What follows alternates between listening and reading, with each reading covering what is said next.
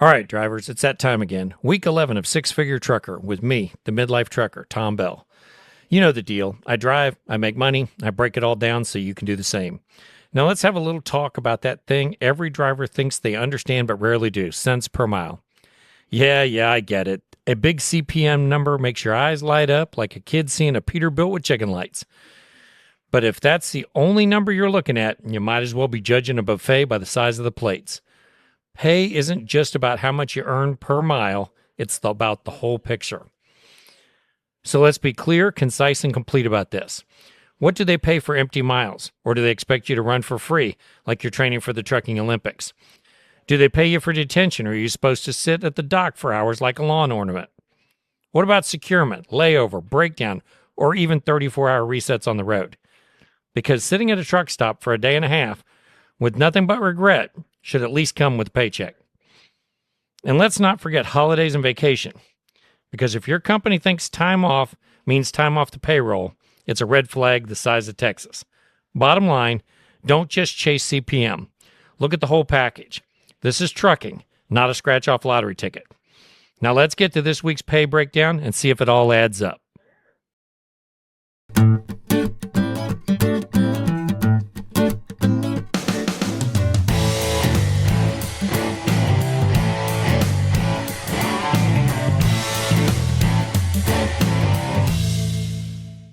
First, we'll talk about the logs for the week. I was paid for 3,157 dispatched miles. I had 3,162 logged miles. The day in orange, I was on a paid 34-hour reset.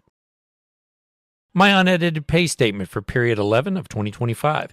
This includes all trips from March the 2nd to March the 8th. Empty miles paid $123. Securement paid $31. Hazmat miles paid $19. A 34-hour reset paid $100. Loaded miles paid $1,899, and stops paid $406. Total earnings for this week was $2,578. 11 weeks into the year, my gross income is $23,602, and my total miles is 30,363. This averages out to $2,146 per week and 2,760 miles. Estimated out over 52 weeks, my estimated annual is $111,571. Year-to-date numbers as of week 11, 2025. 30,363 miles, 23 states, 69 stops, 93% loaded, 77.7 cents per mile. Here's the home time that I've taken this payroll year through the end of the 11th week. I've been on home time 9 times so far this year, totaling 22.2 days. I've also had 2 overnight breaks at the house and 2 paid resets on the road.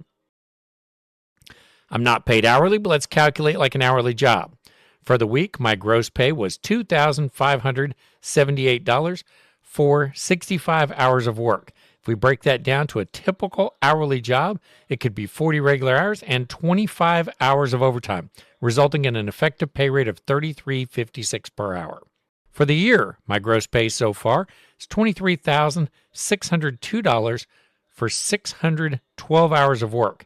If we break that down to a typical hourly job, it could be 412 regular hours and 200 hours of overtime, resulting in an effective pay rate of $33.13 per hour.